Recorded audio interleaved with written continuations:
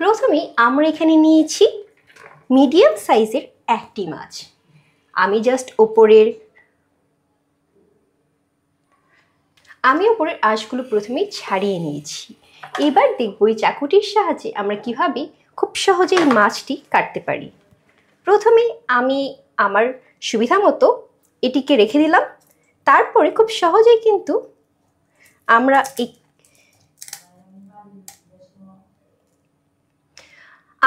খুব সহজেই এই কেচিটার মাধ্যমে মাছের পাখনাগুলো কাটতে পারি। দেখতেই পাচ্ছেন খুব সহজেই মাছের পাখনাটি কেটে ফেললাম।